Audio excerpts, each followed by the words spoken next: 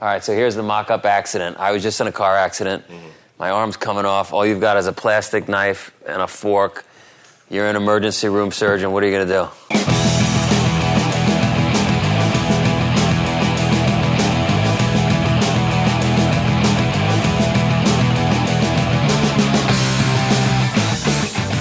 Hey, welcome to Spartan Up Podcast. We're here at Brooklyn Boulders, climbing facility and behind us. And today we're talking about Dr. Jeffrey Upperman. Jeffrey is a pediatric surgeon. You're going to find out all about the stresses of going in and fixing kids from the inside out.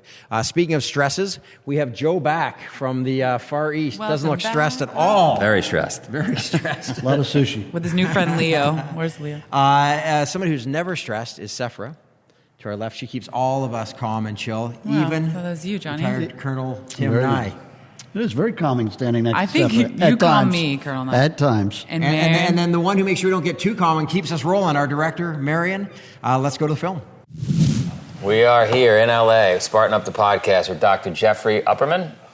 Hey, glad to be here. How you doing? All right. Talk about a Spartan. So but let me tell you a little bit about what we do, and then we can talk about what you do. We're trying to get to the core DNA, the core reason people are successful or not monetarily, however they define success. Sure. And we don't know. We think we know now after over 100 interviews whether it's adversity that drives success, whether it's a different frame of reference, whether it's having commitment, fire in the belly. We don't know. Mm-hmm. You're clearly successful. And you're doing something unbelievable. You're at the Children's Hospital LA. Well, I'm a surgeon. Yeah. And a surgeon, above and beyond all specialties, you can do it all. Because if you think about it, you know, we have a unique relationship with all the people we deal with, from moms and dads, but to the children's, that we actually enter their bodies to make things right when they're wrong. And so you have to have a different outlook, a different sort of chutzpah, if you will, and it's not for the faint of heart. What kind of surgery? Well, I'm a general surgeon, so that means that in the heat of the battle, I got to be able to do it all. No, I don't do brains, but if there's no neurosurgeon around and we're in the backwoods of Afghanistan, guess who's opening up the brain? So you're an emergency expert as well, right? Or a disaster expert, or what would you call yourself? Well, I'm a trauma surgeon first, and, you know, trauma is sort of one disaster at a time. But I'm also interested in sort of mass casualties, large-scale disasters involving, you know, the capacity that gets stretched beyond what one would normally expect. Like in Japan, a tsunami. Oh, yeah. Whether it be a tsunami to an earthquake to a pandemic, flus, all of those things interest me because I think that's when you really stress systems, and that's really when folks need to step up and make it happen. You find, do you do testing? Are you preparing for disasters in the hospital? What we work with in healthcare workers are just sort of some commonsensical approaches. So, for instance, we have a great and fun but intense activity called Disaster Olympics. No, it's not a Spartan run, but it takes our healthcare workers through a series of exercises, and some of them are just trivial, but what it's trying to bring out is communication, collaboration, leadership. Under stress. Under stressful conditions, whether it's time stress or, you know, look, you got 20 babies and you got ventilators for 10. How do you start decision-making there? How do you start triaging in that moment? Right. And the purpose is to try and get these folks through these sort of immersive simulations to get them thinking about, I haven't thought of it that way before.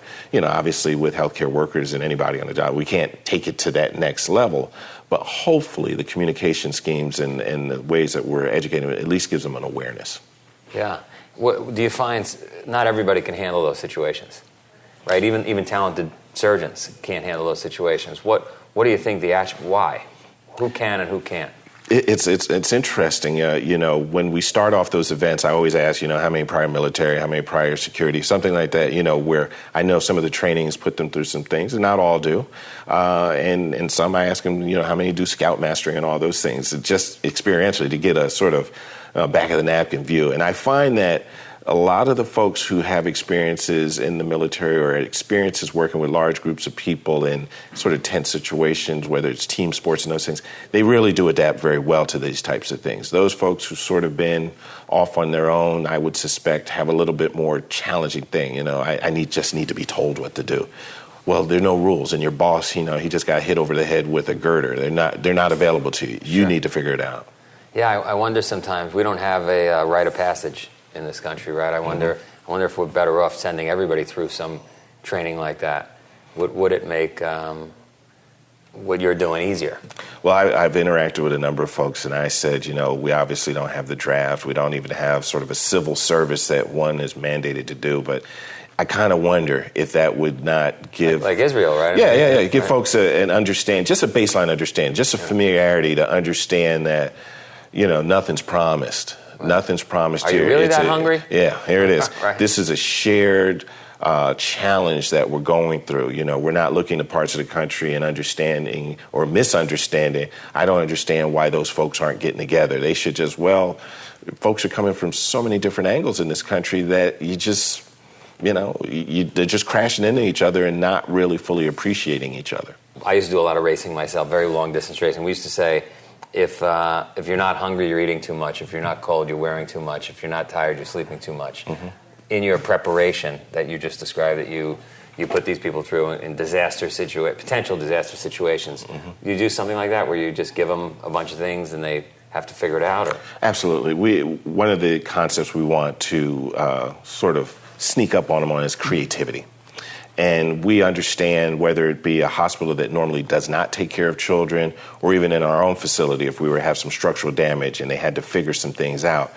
In that moment, you may not have the construction people available, or you might not have the folks who fix things, or even food services available. All those people you sort of assume are there to help fix things for you.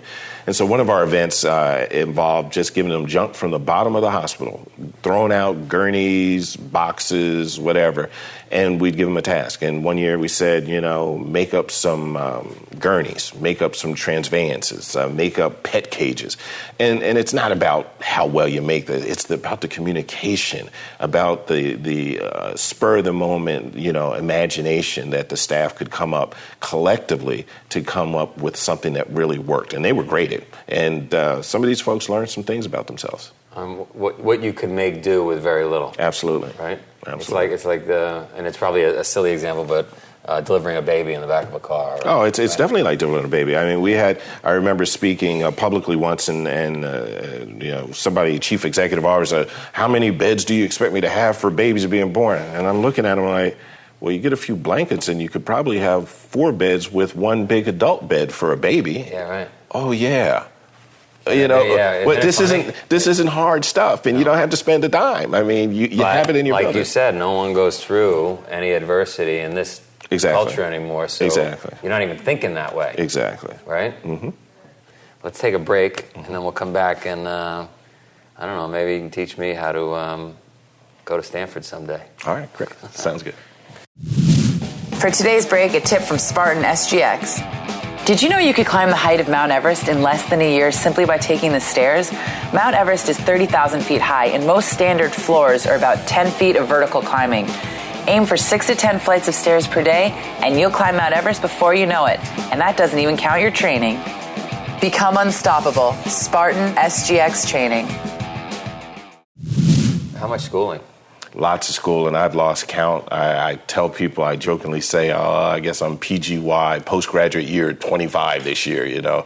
So I graduated high school in the early 80s and then went on to school at Stanford University and then went back east to New Jersey Medical School, then to Pittsburgh, now in Los Angeles. So just keep counting, keep learning. Just hasn't ended. Mm-hmm. And what did it take to get through all that? I mean, that's success in and of itself, right? My postgraduate training, when I really learned my trade craft as a pediatric surgeon, literally 3 weeks before starting July, like we all do in residencies, my dad died. Oh, sorry to hear that. And my dad was, worked with his hands every day, climbed ladders, painted, houses, homes inside out. And, your summer months where if you weren't carrying a bucket, you're carrying a ladder, you're doing something to do that. And so that's where I first learned to work with my hands. And so when he died, we all, have varying relationships with our dad, but, there's sort of your moral sort of manhood guidepost. And at that moment, it's like, I'm now a guidepost, I guess. And so I had to figure it out real soon that even though I had additional training, I was going to have to start to look outside of myself, outside of my family to figure out how to get it done. And it took me to a place that I didn't know that I had to be there and get out with my head up. So that's really when it struck me. And has it been easy since?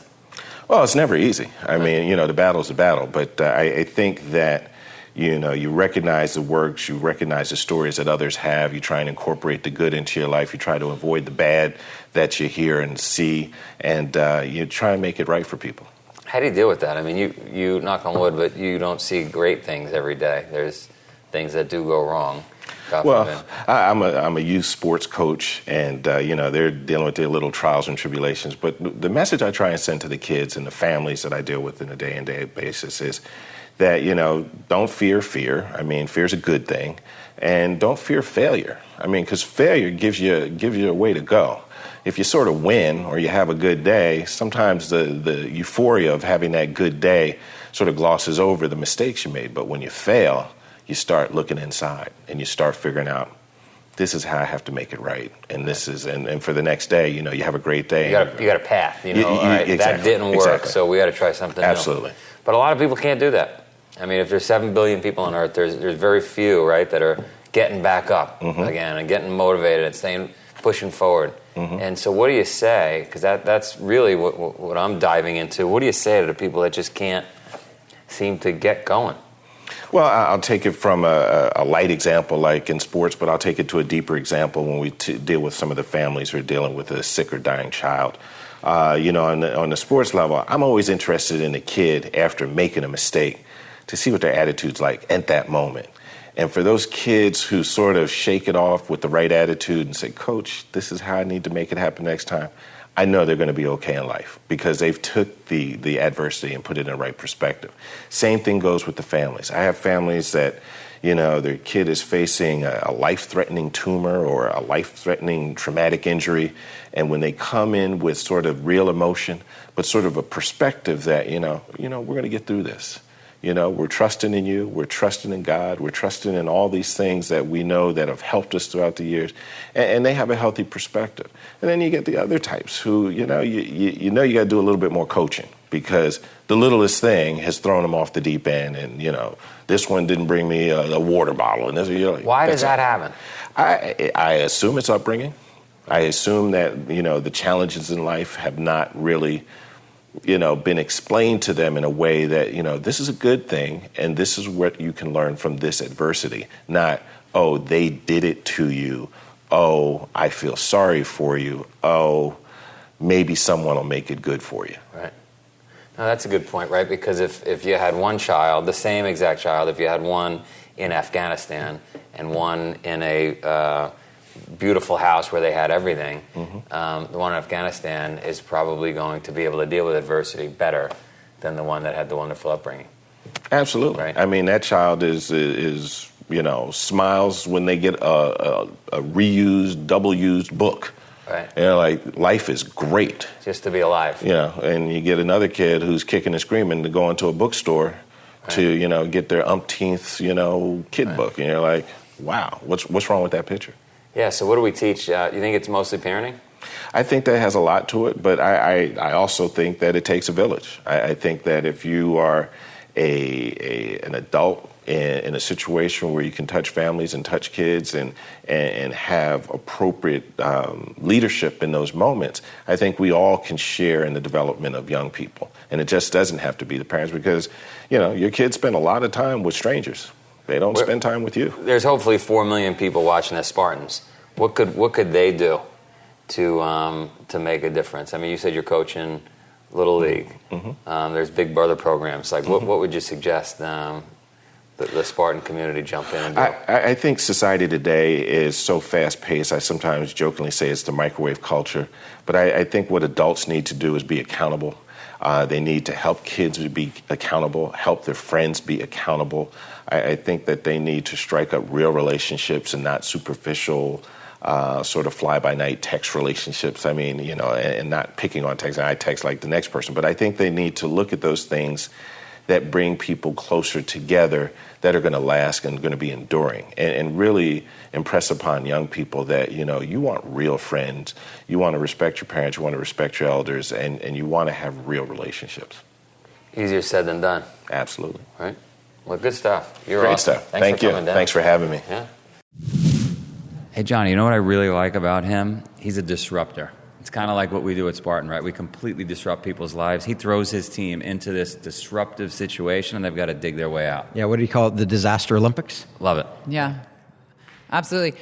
Colonel Nye. No, go right ahead. I mean, I think the Disaster Olympics is great because he's saying, here's your resource, utilize it. Be like MacGyver, be a ninja, figure it out. This is what needs to happen. This is what you have. And that's oftentimes what the military is faced with. Well, it is a military, or you've got the next man up concept on a sports team or the military. You're trying to put your team in terrible conditions and seeing how they're going to react, right? So Joe could walk out of here right now, if he's got to get to a meeting, so you guys carry on.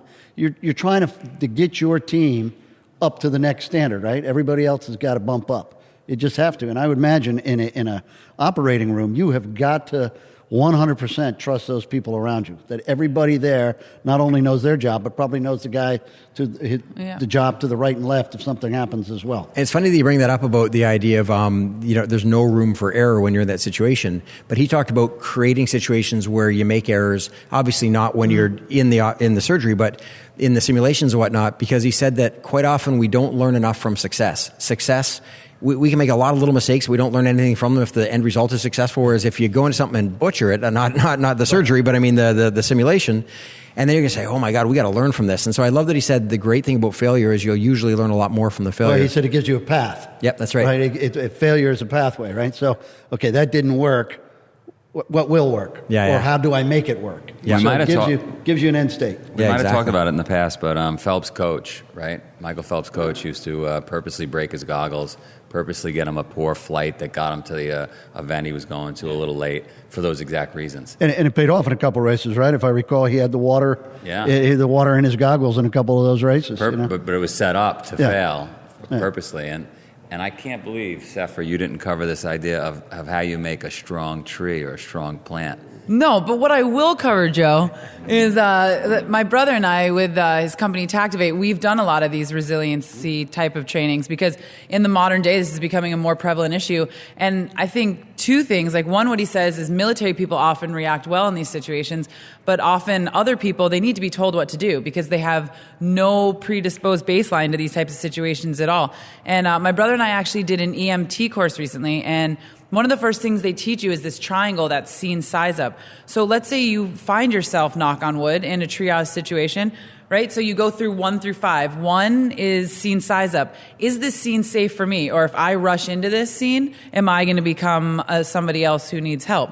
Like 2 on you. So you look at the people and you say, okay, what's their situation? Do we need a backboard? Are they in the water? Do we need ropes? What resources do we need? 3 is on me. Like what protective gear do I need? Like gloves and eye masks so I can protect myself. And then 4, are there more? Are we looking for more people? Is there any, else we should be looking for? And 5, are they dead or alive? So right now my first apparent, what I see is they look alive, blah, blah. And then you move in.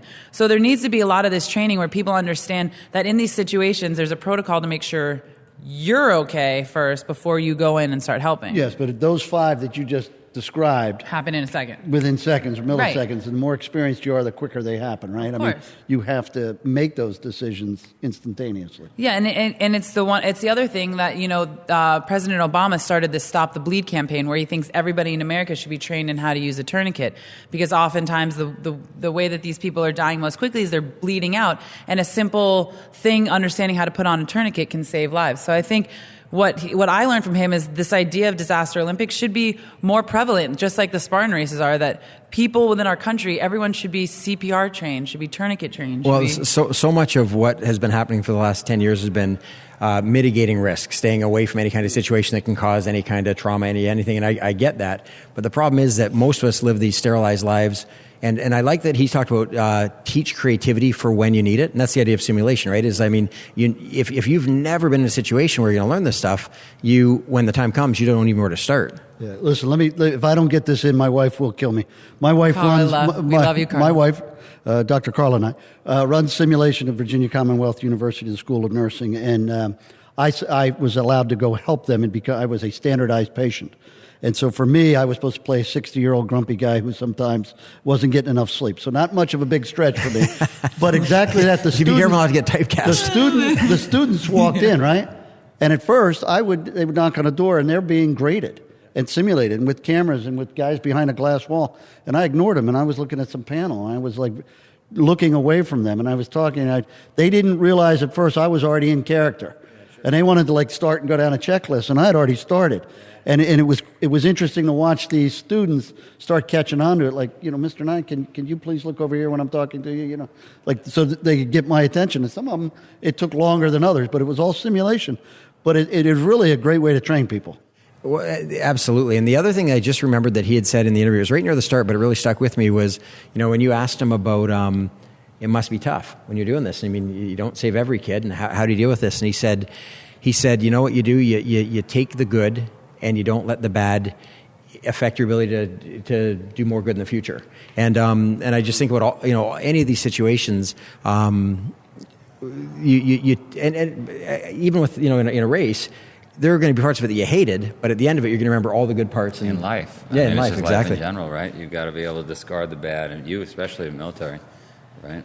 Discard the bad and move forward with the good. But and then the other thing he said is when kids and families come in, he always kind of has an idea of who actually has a better chance of doing well and recovering, because those people that come in with that positive attitude, like, oh, this isn't the worst day of my life, why is this happening to me? But, oh, we're going to get through this, we're a strong family. Oftentimes he was saying that those are the people that really somehow have this better recovery rate, and that's obviously a blank statement, but I'm saying obviously the attitude with which you approach something has something to do with your resilience, I guess. Yeah, absolutely. Mental. And I'm without resilience. And I'm going to take this opportunity. This is a good one. We could be on this one all day because there's a lot of really good stuff came up in this. But we also know that you guys have other stuff to do, like come back to future podcasts. Go to YouTube, iTunes, interact with us, ask us questions. We'll get back to you. Rate us, make us better. Learn how to tie a tourniquet or twist a tourniquet. What's the right adjective? I don't know. Thank you for watching another epic story of success. If you like our message, please share Spartan Up with your friends and subscribe on iTunes, YouTube, or wherever you catch our show, maybe in the woods. Spartan Up is brought to you by Spartan Race. To find a race near you, visit Spartan.com.